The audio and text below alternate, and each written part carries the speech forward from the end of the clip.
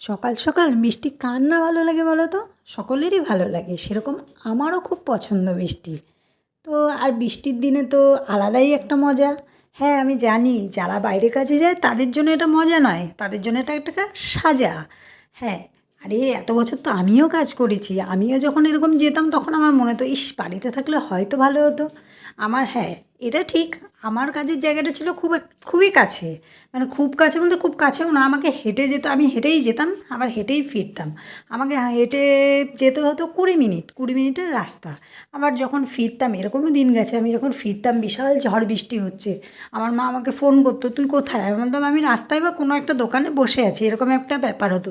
তো সেরকম সবারই কষ্ট, কি করা যাবে বলো? আজকের সময় তো সকলকেই কাজ করতে হবে। কাজ না করলে কারো কারো সংসার চলবে না, পেট চলবে না, কারো আবার মানসিকতাও ভালো থাকে না। হ্যাঁ, এটা সত্যি, বাড়িতে বসে থাকলে মানসিকতা ভালো থাকে না।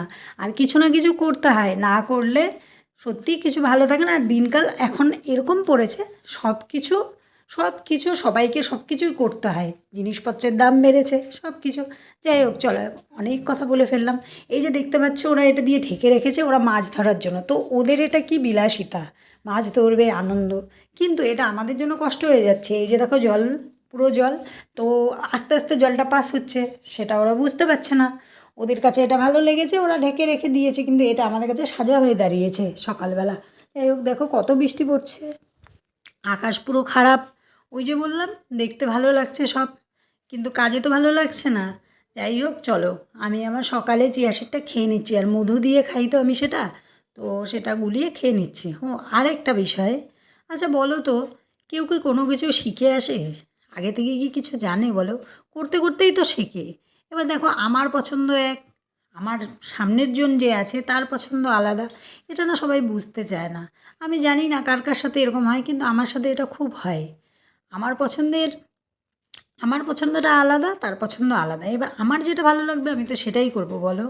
এই যে দেখো, পুরো জল, আমাদের এই বারান্দাটায় পুরো জল ঢুকে যায়, আমি এটা পুরো পরিষ্কার করেছি, আমার একটুকু সহ্য হয় না। কিন্তু কি করা যাবে, সহ্য না হলেই আমাকেই খাটনি করতে হবে, আবার পরিষ্কারও করে ফেলি আমি সাথে সাথে। আর অনেক মাছ ধরেছি জানো।